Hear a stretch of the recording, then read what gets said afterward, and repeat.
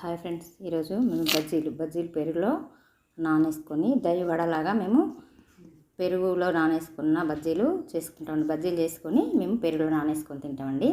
వాటిని దही బజ్జీ అని కూడా అనొచ్చు. దానిలోకి కావాల్సింది ఏంటంటే మనకు మామూలుగా బజ్జీలో ఎలా వేసుకుంటాం అలా ఇది శనగపిండి, దాంట్లో కొంచెం కారం సరిపోను, ఉప్పు, కొంచెం లైట్గా పసుపు, అలాగే కొత్తిమీర పొడి వేసుకున్నానండి.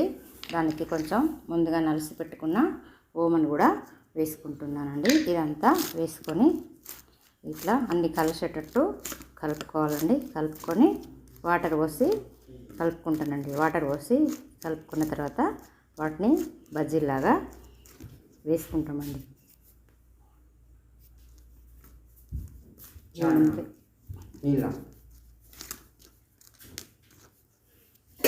ఇది ముందుగా అన్నీ కలిపేసుకుంటున్నానండి. కలిపేసుకొని ఇలా కొన్ని వాటర్ పోసుకొని కొంచెం కొంచెంగా పోసుకోవాలండి. అన్నీ ఒక్కసారి పోసుకుంటే లూజ్ అవుతుంది.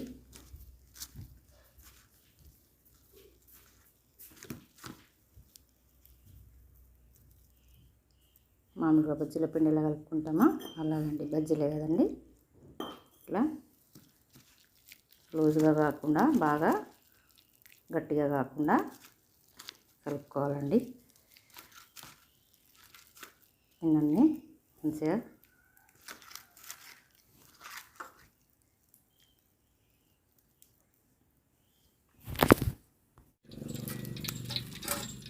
ఫ్రెండ్స్, ఇలా బజ్జీలు అన్నీ వేసుకున్నాం కదా, ఇవి ఎర్రగా గోలుతున్నాయి. గోలిన తర్వాత తీసేసుకుందామండి. ఇవి ఆల్రెడీ గోలిపోతున్నాయండి. కట్టెలపై జప్ప మండుతుంది. స్టవ్ కన్నా తొందరగా అవుతుందండి. మేము ఊర్లో ఉన్నాం కనుక ఈ కట్టెల పొయ్యిలు పెట్టుకుంటూ మాకు అలవాటండి. తీసేసుకుంటున్నానండి.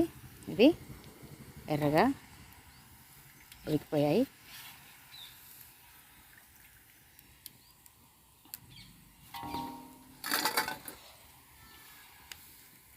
అంతేనండి, బజ్జీలు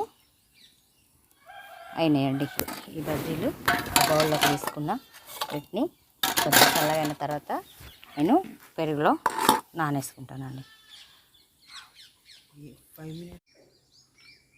హాయ్ ఫ్రెండ్స్, ఇలా పెరుగు స్పూన్తో కలుపుకొని దీనిలో ఆ బజ్జీలు ముక్కలుగా వేసుకొని కొంచెం సేపు నానబెట్టుకోవాలండి. ఒక గంట అరగంట నాననే అనుకో సరిపోతుందండి. ఇలా నానిన వాటిని మనము మంచిగా పోపు వేసుకుంటే కొత్తిమీర, ఉల్లాకు, పచ్చిమిర్చి వేసుకొని పోపు వేసుకుంటే చాలా బాగుంటుందండి. ఇలా అన్నీ మనం చేసుకునేవన్నీ ఆ పెరుగులో వేసేసుకోవాలండి. హాయ్ ఫ్రెండ్స్, ఈ పోపు వేసుకుంటున్నామండి. పెరుగు, బజ్జీ, పచ్చిమిర్చి, జీలకర్ర, ఆవాలు ఇవన్నీ పోపు వేసానండి. పొయ్యి బాగా వేడిగా ఉందని దీన్ని దింపేసుకున్నాను. అట్లనే దీనిలో కొంచెం పసుపు కూడా వేసుకుంటున్నానండి. పచ్చిమిర్చి వేసాను, పసుపు వేసుకుంటున్నా. అలాగే 2 ఉల్లిపాయలు కూడా వేసుకున్నానండి. ఇవన్నీ వేసి కొంచెం కరివేపాకు కూడా వేసుకుంటున్నా.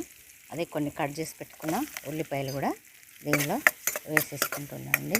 అంతే, దీనిలో ముందుగా నానబెట్టుకున్న పెరుగు మరియు బజ్జీలు వేసేసుకుంటానండి. రెడీ పెరుగు బజ్జీ. మీకు నచ్చినట్టయితే మీరు కూడా ఇలా ట్రై చేసుకోండి.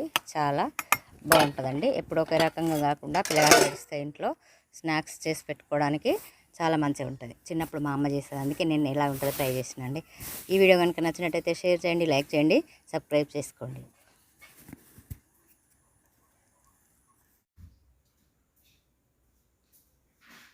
పెరుగు బజ్జీ రెడీ అయింది.